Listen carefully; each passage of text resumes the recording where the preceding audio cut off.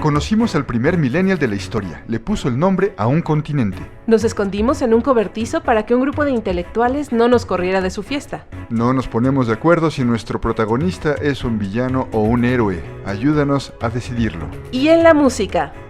No somos la hora nacional. Bienvenidos a la Cueva del Marqués. Pásele y cuidado con la cabeza al entrar.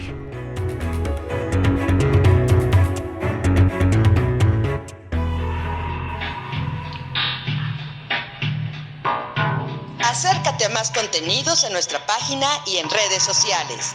Búscanos como La Cueva del Marqués en Facebook, Twitter, iVoox e Instagram.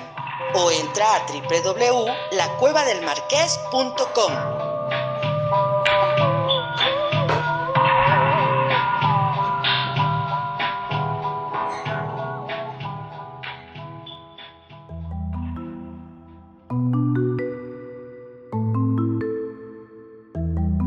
Amigos de la Cueva del Marqués, bienvenidos y muchas gracias por estar con nosotros en este nuevo episodio. Yo soy Silvia Márquez, muchas gracias por estar aquí. Y yo soy Ernesto de la Cueva y tenemos por primera vez en la historia de este programa, en los literalmente 500 años que llevamos haciéndolo, una pregunta.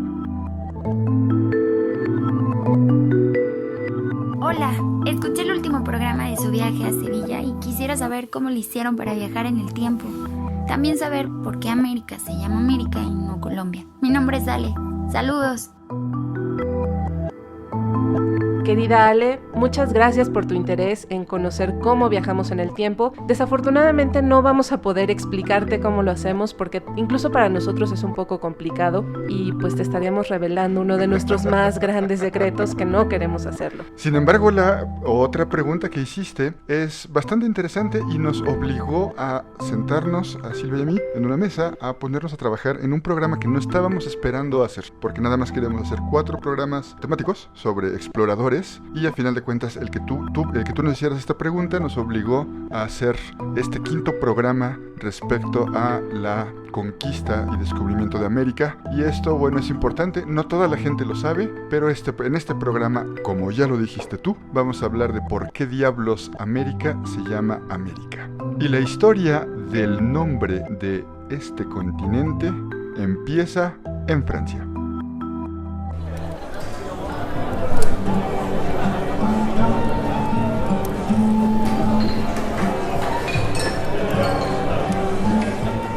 Estamos sentados en el suelo con la computadora, la mezcladora y los micrófonos puestos en unas posiciones incómodas. ¿Esto qué es, Silvia? Es un ¿Una cobertizo. guardilla? Es un cobertizo. Sí.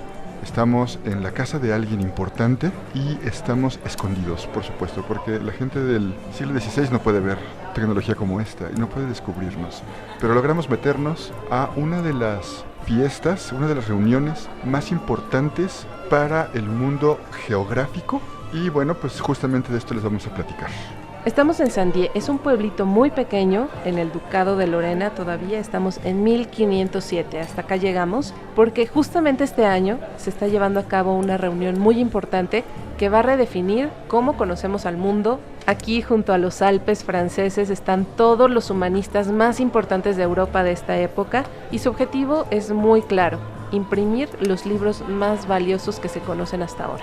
Una meta bastante noble si la tienes desde un punto de vista histórico y por supuesto humano, ¿no? Claro, bueno, pues es que aquí el mecenas es René II, sabemos que es una persona sumamente comprometida con la difusión del arte. Él quiere ser como el mecenas de Europa, entonces se le ocurrió esta maravillosa idea de, bueno, pues les voy a prestar y les voy a dar todas las facilidades para que se reúnan aquí en Saint-Dié, en mi ducado, y vengan los mejores humanistas, podamos redefinir el rumbo tanto artístico como social como político de Europa. Y pues, ¿qué les parece si empezamos con un replanteamiento muy interesante, nada más y nada menos que vamos a actualizar la cosmografía de Ptolomeo? Hay que entender perfectamente claro cómo la cosmogonía de Ptolomeo había marcado al mundo. El mundo estaba dividido solamente en 3 continentes, Europa, Asia y África. Había una zona austral muy al sur, importante, lo que ahora es la Antártida, y sabían que había una serie de islas en Oceanía, ¿no? O sea, y no, ni siquiera se había descubierto Australia. pero de todas maneras el mundo era ese era todo el planeta, todo lo que se conocía. Tras el descubrimiento de Cristóbal Colón, hace unos años, se amplía la visión, se comprueba que el mundo es redondo, ¿no? O sea, al menos científicamente, se entiende que hay una masa de tierra por aquel lado, no se sabe que es todavía América, no está definido que es una masa continental, pero se entiende que de aquel lado hay un chorro de islas, que Colón hasta dentro de 7 años que se muera, como en 3 años se va a morir, hasta como dentro de 3 años va a seguir diciendo que es Japón. Un Japón muy curioso porque no hay japoneses. Sí, bueno, empezando por ahí. Y a esta reunión llegó un personaje sumamente interesante que se llama Martin Waldseemüller. Este es un geógrafo provinciano, solamente tiene 27 años. Es como un millennial de aquella época. Totalmente millennial, de esta época, en donde estamos. De esta época, verdad. El resto viene un poco crudo todavía.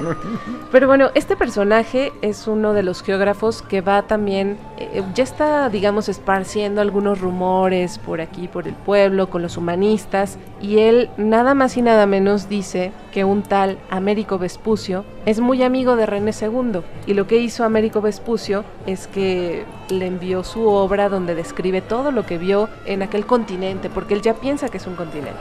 Hay que regresarnos un poquito porque diste la palabra clave, Américo Vespucio. Cuando yo estaba en la escuela, a mi maestro de historia se le ocurrió que la mejor forma de decirnos que América se llama América era porque era el vigía. Y por alguna extraña razón, sí, esa historia es muy común, claro, que fue el que gritó tierra a la vista. Tierra a la vista, y que por eso le pusieron América. Sin embargo, las teorías absurdas que han habido desde que yo iba a la escuela en 1612 a la fecha han cambiado muchísimo la perspectiva. Hoy sabemos perfectamente bien quién era Américo Vespucio. Américo Vespucio era un italiano, un banquero, un protobanquero, sí, ¿no? Antes de que existiera la banca, un cuate que pertenecía muy amigo de los Medici, a una familia muy amiga de los Medici, exacto, y que lo que más tenían era dinero. Y este cuate pues había fracasado en sus proyectos, mientras toda su familia hacía fortunas en 1000 proyectos. Él no tenía dinero, se fue de Florencia y llegó a Sevilla. En Sevilla conoció a Cristóbal Colón, quien le dijo que, entre otras cosas, oye, tú eres italiano, debes tener dinero, haz el favor de financiarnos un viaje en el que vamos a descubrir la ruta para llegar a la India. Y lo que hizo, gran parte de los viajes de Colón estuvieron financiados justamente tanto por Américo Vespucio como por la familia Vespucci, ¿no? Pues recordemos que Américo Vespucio llegó a Sevilla justamente porque Sevilla en ese momento, bueno, en general la península ibérica era totalmente próspera. Estábamos en esta época de exploraciones, de conocimientos, de la nueva esperanza de encontrar riquezas en las tierras que se estaban descubriendo, y bueno, pues todo mundo, todos los que querían invertir realmente, como este tipo de corredores de bolsa, llegaron a la península ibérica, entre ellos Américo Vespucio. Y consiguió una chamba bastante rentable como uno de los importantes en las casas de contratación de Sevilla, ¿no? Entonces se empezó a empapar y a final de cuentas, en algún momento, cuando Colón descubre América, por supuesto que no fue en ese primer viaje, cuando Colón descubre América, descubre las Antillas. Sí. Que fue al lugar que llegó, ¿no? Cuando regresa empieza a decir, he descubierto las Antillas, que no sé qué, y la chispa en los ojos de este banquero empezó a ser maravillosa. Dijo, uy, cuántas aventuras podemos contar de aquel lado. Y lo que hizo fue, en más de una ocasión, en 2, bueno, dicen que fue como 4 veces, ¿no? Pero bueno, se embarcó hacia América y empezó a recorrer el continente, porque él propiamente se enteró de que había la posibilidad de que no fuera una isla o una serie de islas, y que había encontrado un continente completo. Así es. Él empezó a bordear, ¿no? Empezó a ir hacia el sur, y algo muy importante, me parece sumamente romántica esta idea, que fue el único que supo describir exactamente lo que veía. Esa fue su principal cualidad, ya que recordemos, pues sí, evidentemente en todos los viajes se hacían cartas de relación, se hacía un registro de lo que se encontraba, pero eran marineros escribiendo. Y no es por demeritar a los marineros escribiendo, pero no eran exactamente buenos, ¿no? Claro, y otra cosa importante es que este señor, como buen italiano, adicto al dinero, sabía cómo venderse y cómo vender las ideas. Y lo que él hizo fue regresar en cada uno de sus viajes y no nada más describirlo, sino exagerarlo. Sí. Hablaba de monstruos, hablaba de muchas cosas que lo que hizo fue pues exagerar todo su viaje y hacer un viaje sumamente apantallador. Exacto, porque incluso describía situaciones graciosas, hizo una narrativa muy rica de leer para todas las personas que estaban ansiosas de noticias. Exacto. No era nada Sobre más todo, sobre como todo. una cuestión de enumerar cuántos animales o de qué tipo, sino les daba un contexto y los ponía en una historia. Entonces estas historias evidentemente fueron muy vendidas en la época, toda la gente quería conocer qué se encontraba del otro lado del océano y a través de este relato, incluso un poco novelado, Un poco. un poco. Muy novelado. Algunos dicen que no exageró ni inventó cosas, solamente las escribió bien. Ajá. Digamos que fue cambio, un cronista. sí, otros en cambio dicen que él hablaba de 15 viajes. Sí, bueno, pero al final nos ya paramos. pudimos entrar a los archivos y sabemos que no. La gente incluso hablaba de 15 viajes, ¿no? Que él empezó a decir que había muchísimos más viajes en su haber y que él se vendió en Europa como un gran descubridor, siendo que no lo era. O sea, en todo momento, en todos los lugares a los que Américo Vespucio llegaba, había habido antes que él otro barco con otro capitán, con otro descubridor. ¿No? Siempre había otra persona. El asunto es que él se vendió como el gran descubridor de las tierras y llegó a ser su narrativa, como dices, llegó a ser tan famosa que se empezó a traducir. Se tradujo más que las cartas de relación que mandaban a los reyes los conquistadores o los exploradores de la época, y estos papeles, estas historias de Américo Vespucio llegaban a la gente común en todo el continente. A la gente común, pero también a la gente con poder de decisión. No sé si te suena aquella frase de que información es poder.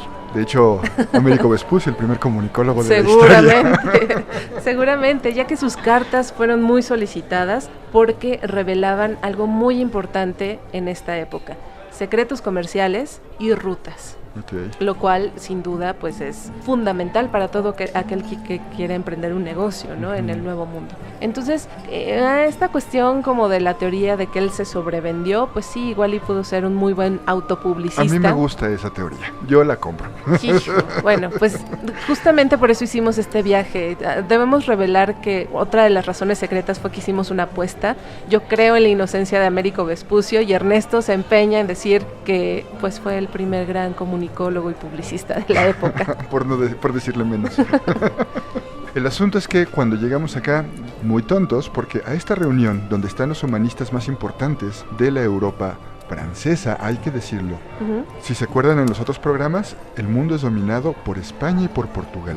Y nosotros estamos en Francia. En Así Francia, es. que es un país que es rico, tiene cierta importancia, pero no es para nada punta. De hecho, Francia Tiene muchos problemas dentro de 5 políticos. minutos va a ir el embajador de Francia a la corte española a decirles: oye, por favor, regálenos un cachito, ¿no? Sí, claro. Y bueno, lo cierto es que toda esta gente que está reunida, entre toda esta gente que está reunida hoy aquí, no está Américo Vespucio. No. Entonces, la apuesta, quién sabe si la ganemos. La gané. Bueno, vamos a empezar a disertar un poco de esto, pero sí, justamente hay que tomar en contexto que en esta época hemos estado mucho hablando de Portugal, de España, pero ¿qué pasaba, por ejemplo, con Alemania? ¿No? Sabemos que todos los campesinos empiezan estos levantamientos contra el feudalismo y demás. Entonces Alemania está en llamas, está como resolviendo asuntos internos. España también tiene como ciertos problemas, la Inquisición ya le está dando ciertos dolores de cabeza. Italia y Francia están pasando de una guerra en otra guerra. Entonces lo que podemos, entre ellos y no entre ellos, también guerras internas y conflictos internos y demás. Lo que podemos decir en este momento, se respira aquí en Europa mucha desesperanza. Lo que implica es que se debía de encontrar un nuevo rumbo, y justamente Américo Vespucio lo que hace con todos sus relatos que trae del nuevo continente es brindarle a Europa este nuevo aire de esperanza, de decir, hay un mundo que es más tropical, hay frutas ricas, hay mujeres, hay animales exóticos y todo es felicidad y fiesta. Entonces, ¿para qué nos estamos peleando acá con todas estas situaciones? Hay un mundo tal vez que pueda ser mejor para nosotros, que tiene, hay que decirlo, un clima mucho más benévolo que el clima europeo. Sí, y también tiene mucho que ver con la idea de que la religión, la reforma está dándole en la torre a todo. La religión está pasando por una crisis justamente a niveles, no a niveles de reyes, porque los reyes Sí, con el papado, con los mantienen obispos, la hegemonía. todo eso está correctamente bien, pero abajo la gente está bastante desanimada. Entonces de pronto ideas como la de Lutero es la que sobresale y vienen hasta arriba y empiezan a romper un poquito la hegemonía, como pasó en Alemania, Claro. como después pasó en Inglaterra, pero la gente en su búsqueda de la esperanza se encuentra, como bien dices, en América con el Edén. Exacto. El Edén de la creación de Dios. Adán y Eva seguramente estuvieron allá. Y esta idea, qué bueno que mencionas este punto de la religión, porque esta idea empieza a permear justamente con los relatos que hace Américo Vespucio, y al final la metáfora es, si hay un paraíso terrestre en algún lugar, no puede estar muy lejos de aquí. Eso lo escribe Américo Vespucio y se refiere nada más y nada menos que de Brasil. Con esta pequeña línea lo que hace es que genera toda una serie de disertaciones teológicas aquí en Europa, y pues incluso hay algunas personas con las que hemos podido platicar que dicen, pues hubo un pecado original, nos expulsaron del paraíso, sin embargo Dios es tan bueno que no lo destruyó, simplemente lo mandó un poco más lejos y nosotros ya nos reconciliamos con Dios y somos muy inteligentes para encontrar ese paraíso nuevamente. Y poder encontrar el camino de regreso Claro. a donde merecemos estar. Claro. O sea, la fama de Américo Vespucio debe haber sido brutal, ¿no? O sea, cualquiera en la calle, tú le preguntas ahorita a cualquier persona en la calle, ¿sabes quién es Américo Vespucio? En Francia, en Alemania, en Inglaterra, y te van a decir, sí sé quién es él. ¿Sí? Le preguntas, ¿quién es Colón? Te van a decir, No sé. ¿quién? Sí, claro.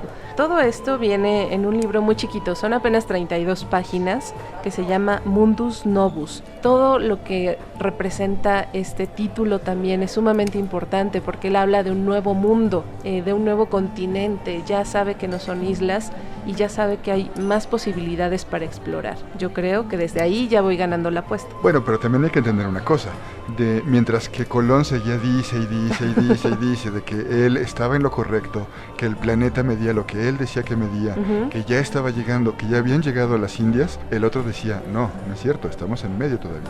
Digo, en este momento estamos en 1507, faltan unos 10 años para que se descubra que el mundo es redondo, para el viaje de circunnavegación de Magallanes, y al final de cuentas, mientras que Colón, estoy seguro de eso, sabía que había descubierto un nuevo continente y no lo podía decir en la corona española, no lo puede decir porque eso hubiera significado que él estuviera mal, Américo Vespucio dijo, yo sí sé que esto es un continente. Bueno, pues no lo sé, no lo sé. El asunto es que a final de cuentas la gente que estaba alrededor en esta reunión, y es lo que se está platicando justamente ahorita allá abajo, en un rato si nos apresuramos a grabar podemos grabar unos testigos de la reunión, lo que se Te está lo pones discutiendo- abajo del botón de flor que traes aquí pegado a tu túnica. bajo el sombrero. Lo que sí les podemos decir es que en este momento se va a decidir que uno de los libros y uno de los mapas que se van a dibujar y que le van a cambiar la forma al planeta van a ser dirigidos específicamente a una persona que nadie aquí conoce, pero que todo el mundo ha oído hablar de él y ha leído sus textos, que es Américo Vespucio. Y como creen que esta persona, como creen en sus textos, le van a poner a los primeros mapas, le van a poner el nombre de América. Sí, y el responsable de esto es nada más y nada menos que este geógrafo de 27 años, que bueno, viene aquí también a remover todo lo que conocemos ahora. Él es el que dibuja el primer mapa en el que figura América, y curiosamente en el borde del mapa y en el borde de todos sus escritos, dice, yo sugiero que se debería llamar América. Entonces esto se toma ya como una verdad universal, ¿no? Sí, porque también hay que entender que si hablamos de la Tierra, quienes tenían la voz cantante eran los cartógrafos. Claro. Todo el mundo podemos conocer el barrio de aquí a la vuelta, pero no tendría nombre hasta que un cartógrafo oficial se atreviera a ponerle nombre. Eran ellos, en reuniones como esta, los que les ponían el nombre a las cosas y la gente lo respetaba. O sea, podíamos nosotros decirle que eso se llamaba el Cerro Grande, pero si llegan y nos lo cambiaban, así sucedía, como pasó en toda la conquista años después en México, ¿no? Los cartógrafos nombraron cada una de las partes en América. Así es. ¿Y qué te parece si escuchamos? Porque a mí me llegó un chisme sumamente importante de por qué se eligió este relato de Américo Vespucio, y para dar más puntos a mi teoría, te voy a pasar este chisme al costo. Vamos a escuchar.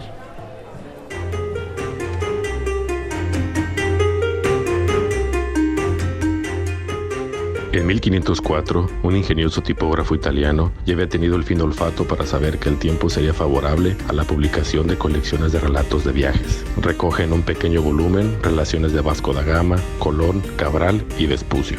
Desgraciadamente no se le ocurre nada mejor que titularlo Nuevo Mundo y Nuevas Tierras encontradas por Américo Vespucio de Florencia, y con ello comienza la gran comedia de las confusiones. Aquel título es peligrosamente ambiguo. Es fácil pensar ahora que Vespucio no solo pone el nombre del Nuevo Mundo a las nuevas tierras, sino que estas fueron también descubiertas por él.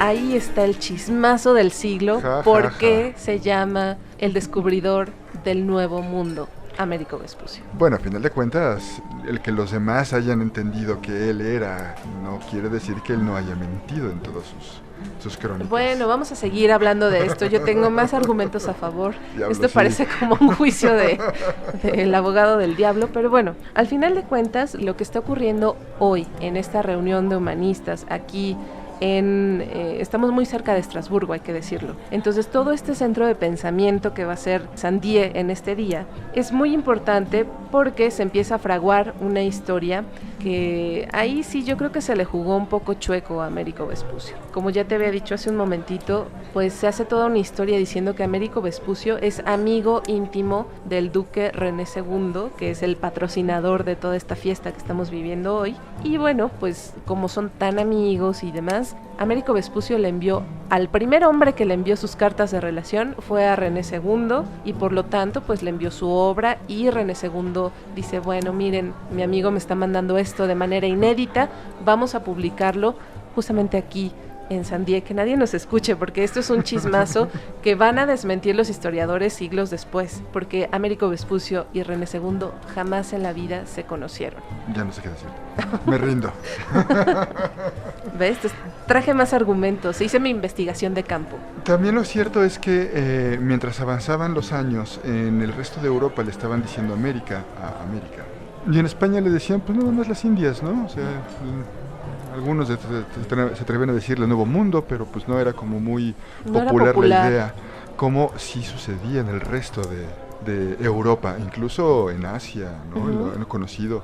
La gente ya hablaba de que había una América, que todo el mundo le decía América, incluso los portugueses, ¿no? Excepto España. Y uno de estos personajes que mencionas que se opuso rotundamente a la idea de Américo Vespucio como el gran descubridor y quería reivindicar la figura de Colón era Fray Bartolomé de las Casas, y por una cuestión también aquí bastante de estas cosas truculentas de la historia que nos gustan mucho, el papá de Fray Bartolomé de las Casas viajó con Cristóbal Colón en su segundo viaje. Órale. Entonces se dio cuenta, y el papá le comentó todo al hijo, y pues se dio cuenta de que en realidad el descubridor había sido Cristóbal Colón, y Fray Bartolomé de las Casas empezó una campaña bastante ruda contra Américo Vespucio para decir no, él se usurpó la fama de Cristóbal Colón, entonces hay que reivindicar el nombre de América y cambiarlo a Colombia. Y al final con los años lo que acabó permeando fue que como compensación a Cristóbal Colón y a su historia le dieron el nombre de Colombia a un país, a un bellísimo país de América del Sur. Sí. Y Américo Vespucio murió sin saber que el nuevo territorio descubierto por Cristóbal Colón, por la corona española, por los reinos de Castilla y las Indias, que eran llamados América. ¿No? Con los años, los ingleses empezaron a pedir que, pues, por favor, les dieran un cachito. A los ingleses se les otorga las colonias, las 12 colonias de América. Nada más y nada menos. Después ya se expandieron y fueron bastante fuertes, ¿no? También a Francia, muy al sur, la Guyana. La Guyana al sur, al norte, la mitad de Canadá. Sí. ¿No? Que le correspondió a Francia, y a final de cuentas Holanda también tuvo participación en los dominios en América. Y pues nada más como para cerrar esta idea del nombre de América, me gustaría mencionar que los ingleses habían nombrado sus 12 colonias de América y habían pues trabajado y yendo sobre todo enfocando toda su atención hacia las colonias americanas, que con el tiempo dejaron de ser colonias americanas y se convirtieron en estados americanos. Hoy la nomenclatura, y este dato se me hace sumamente importante, la nomenclatura del continente es diferente, depende de quién la vea. Quiero decir, Europa es Europa, ¿no? O sea, tienes la mitad de Rusia o un cacho de Rusia hasta Portugal, hasta Lisboa. África, pues es reconocible, ¿no? Asia es completamente reconocible, de la mitad de Rusia para adelante, pero América tiene dos connotaciones, tiene dos nombres, o sea, a final de cuentas, para nosotros, para todos los hispanos, para todos los latinos, de alguna manera, para toda la gente que venimos de España, que venimos de Portugal, que venimos de Francia, nosotros llamamos América a todo el continente. Sí. Los anglosajones, los que vienen de los descendientes de Inglaterra, ellos tienen dos Américas. Tienes América del Norte y América del Sur.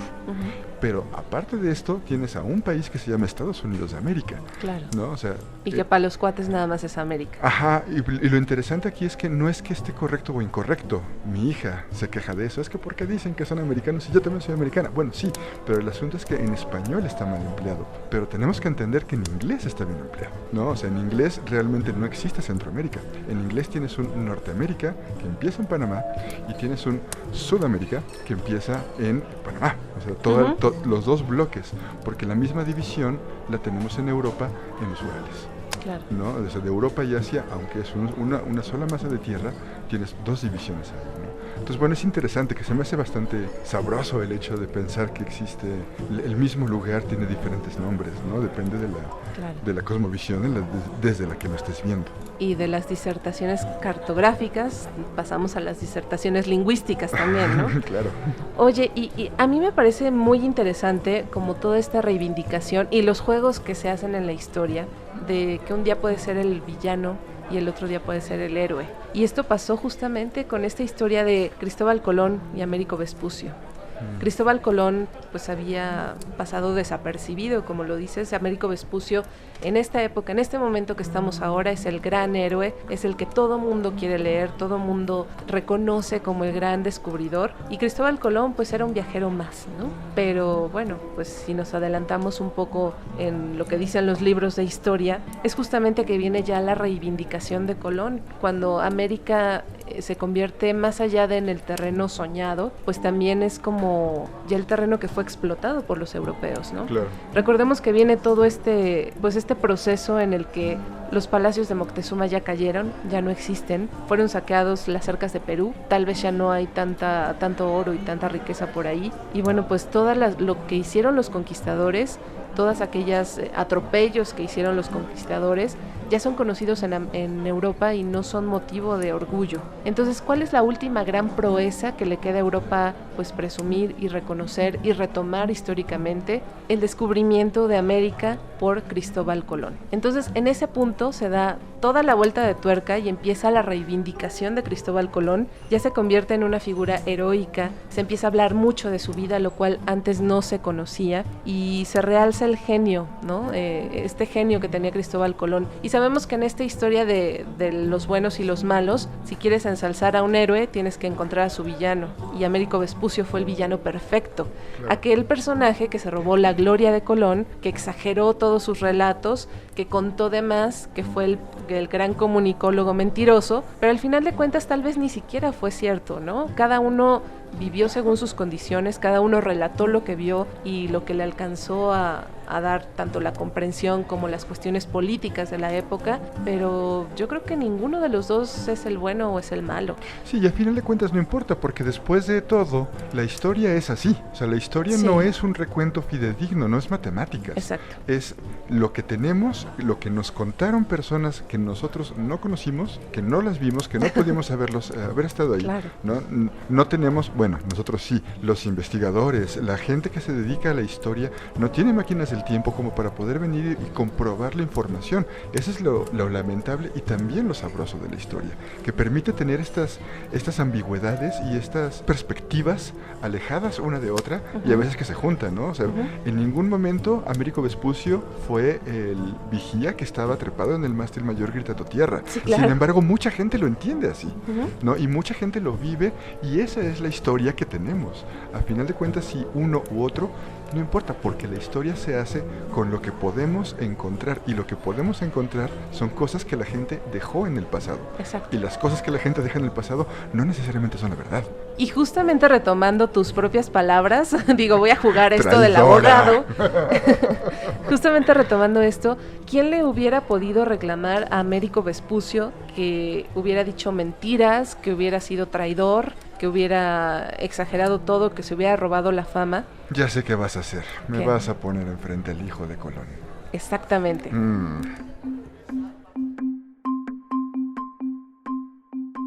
5 de febrero de 1505. Mi querido hijo, Diego Méndez se marchó de aquí el lunes, día 3 de este mes. Después de su viaje hablé con Américo Vespucio, que irá a la corte a donde ha sido llamado, para que puedan pedirle consejo respecto a unos objetos propios de la navegación. Ha manifestado siempre el deseo de ser agradable conmigo. Es un hombre honesto. La suerte no ha estado de su lado, como tampoco al de mucha gente. Sus esfuerzos no le han traído el beneficio que, con razón, podía haber esperado. Va a la corte con el vivo deseo de lograr, en cuanto esté en sus manos, algo que redunde en mi provecho. Desde aquí no sé indicar con más precisión en qué nos podría ser de provecho por no saber qué es lo que quieren de él, pero está decidido a hacer a mi favor todo lo que le sea posible.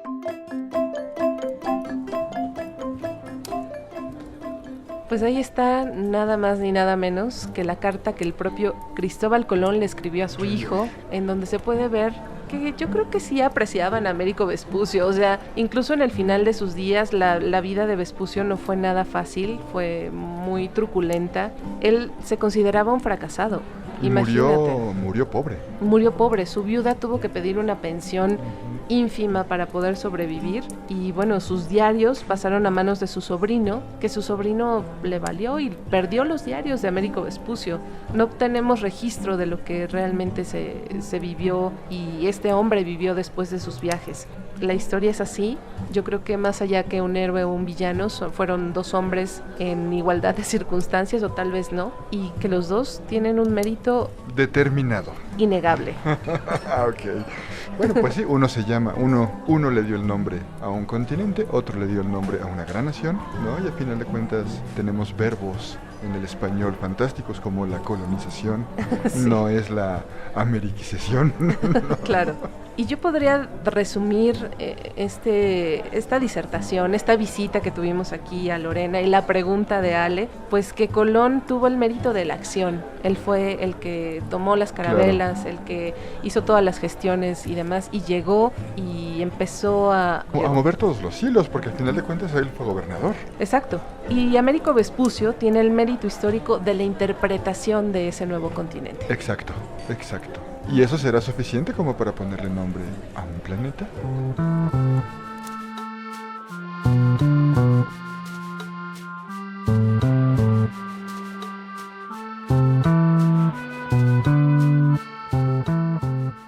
Y pues muchas gracias por habernos escuchado en estos 5 capítulos dedicados a los exploradores. Prometemos que los siguientes 4 capítulos que estamos trabajando en ellos van a estar llenos de muerte y destrucción.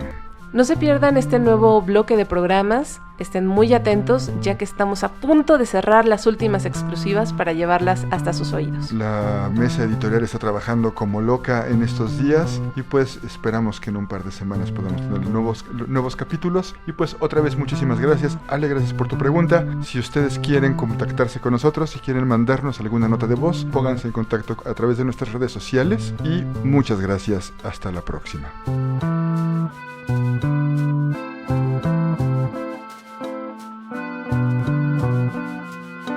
Participaron en este programa Aida Maldonado, Yeli Mendoza y Felipe Rodríguez.